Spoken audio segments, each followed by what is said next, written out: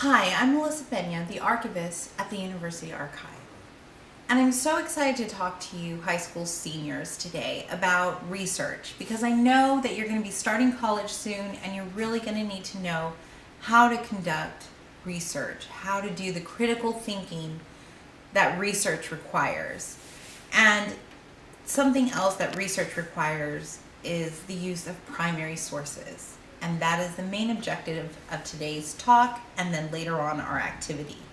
So primary sources are firsthand events, firsthand accounts of an event that happened. They're eyewitness accounts. They're people who were there in the event, who witnessed the event. And that's really important. There's a large pool of information that can be considered a primary source. You have historic and legal documents. You have diaries and journals and letters. You have statistical data. You have oral histories that come in the form of audio or video recordings. And then you have internet communications, like blogs and emails and listservs. And all of those things are primary sources because they were written by someone who is experiencing an event firsthand. That's what makes a primary source so important. We need to understand that event through the eyes of someone who was there, who witnessed it. And it helps us to understand that event. It engages us. It helps us to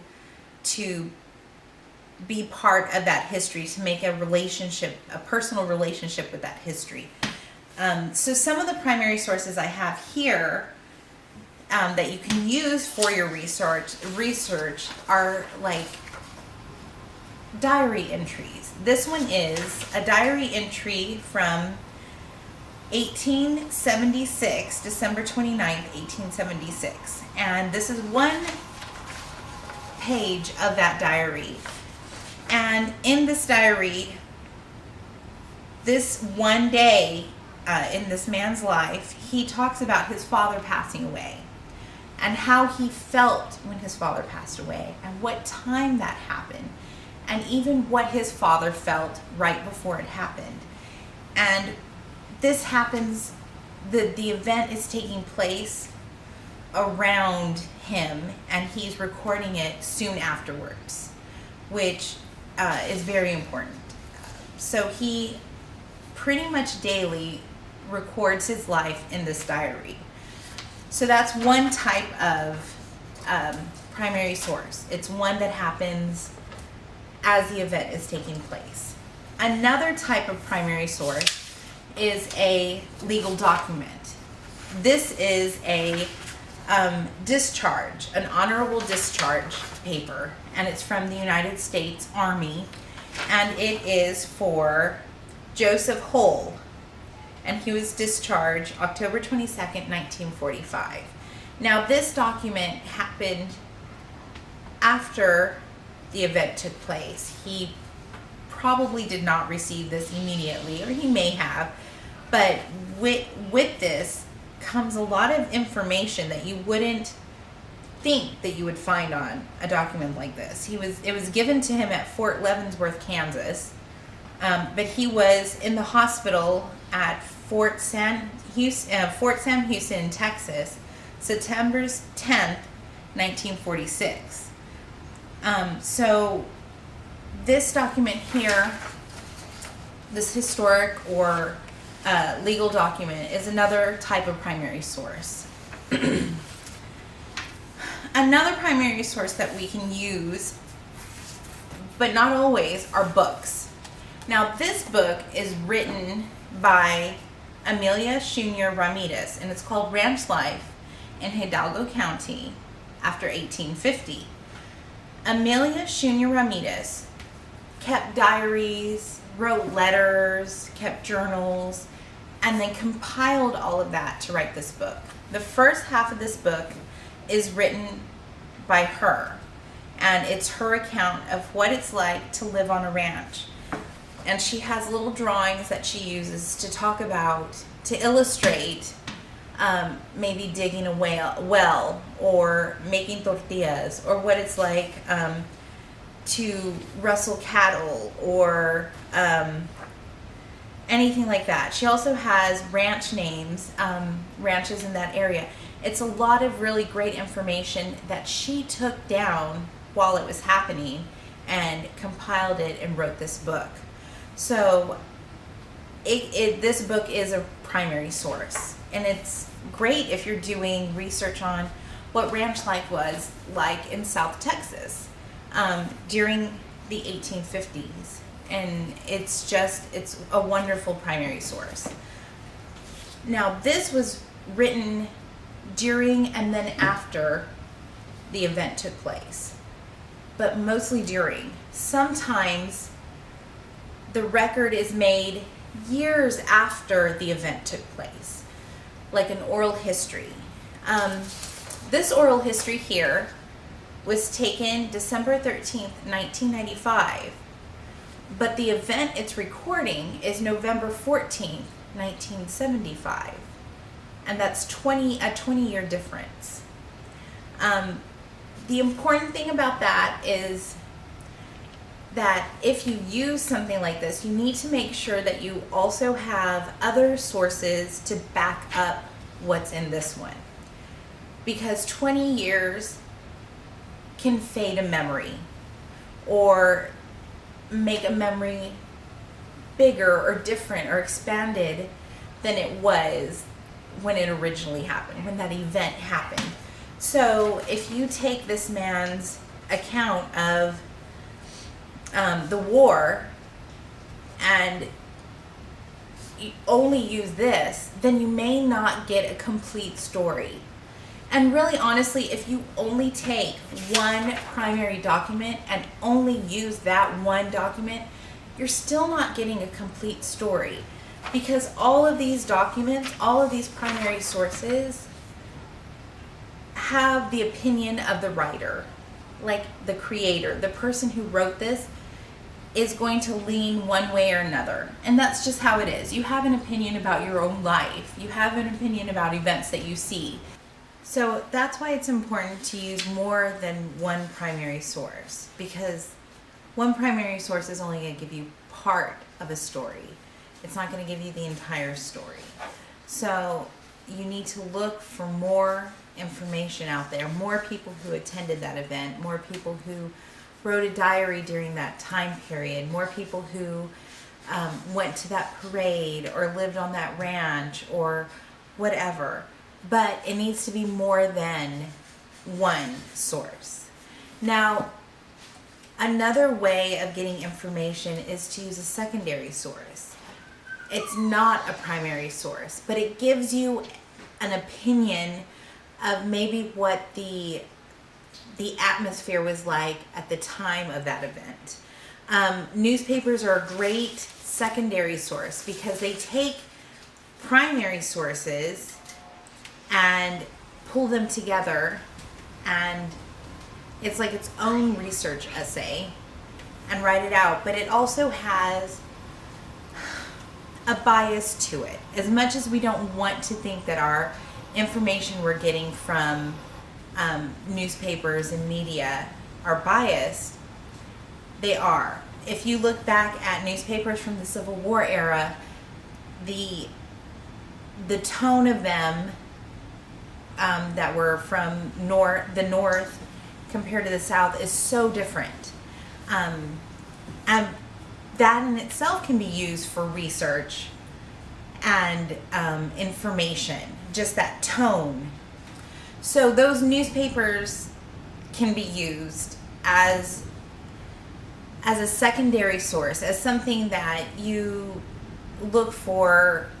It helps you pinpoint other primary sources, like who did the newspaper interview. You can get names from that and then go look up who that person is, or where did this event take place, things like that. So secondary sources are not out of the realm of possibilities of being used for research, but you need to make sure that what you get is from people who attended that event. Now, a reporter can attend an event and document that.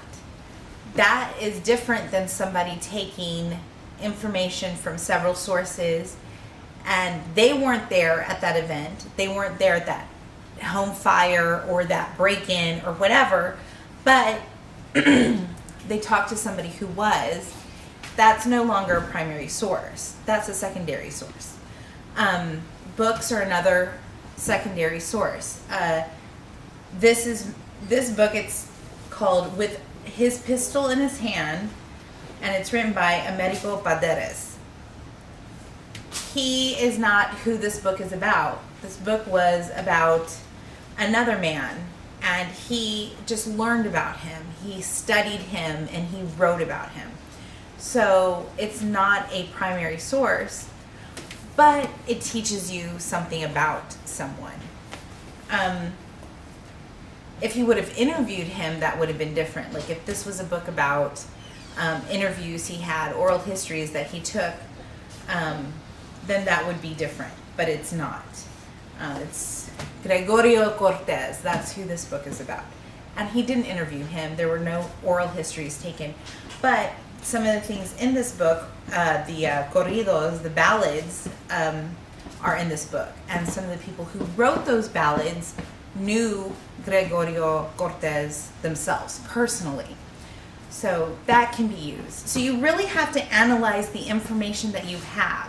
You really have to analyze the documents that you find, the books that you're reading, the articles that you find, and make sure that the person who wrote the article, that created that document, that resource, did so out of an eyewitness account. And that's what's so important.